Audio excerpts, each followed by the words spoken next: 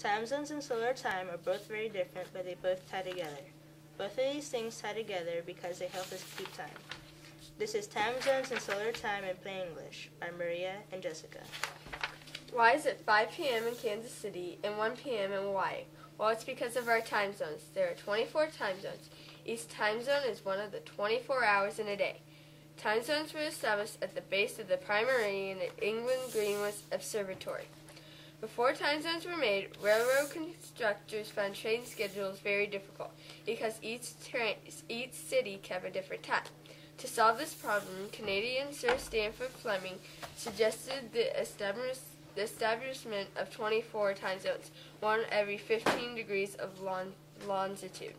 The reason why time zones start from Greenwich, England, is because the Prime Meridian Conference selected Greenwich, England's line of latitude to be 0 degrees longitude.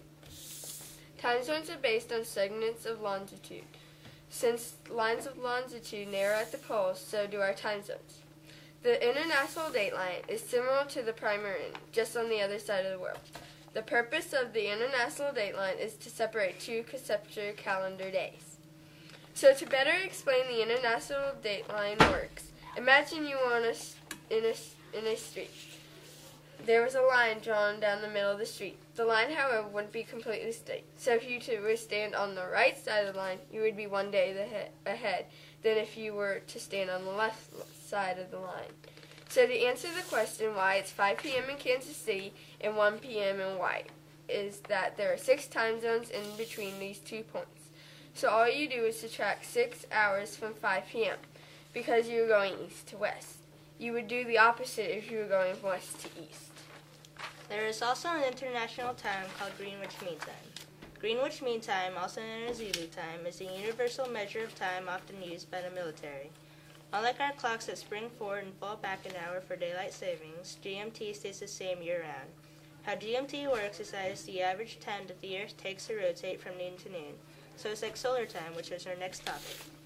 The earliest clocks used were solar clocks. Sun clocks work by having a gnomon cast a shadow on a disk with the times of day on it. Depending on where the shadow is approximately what time it is. This will tell us solar time. This means that it would tell us what time it is based on the sun's position in the sky. Solar clocks aren't very accurate because they don't keep a uniform time like our clocks. Another reason of its inaccuracy is because of daylight savings. Benjamin Franklin first thought of the idea of daylight savings to help save energy. However, the official use of daylight savings wasn't until Congress passed the Uniform Time Act in 1966. So now you should know all about time zones and solar time and how they're used to help us keep time. If we didn't have any of these things to help us keep time, then where would we be?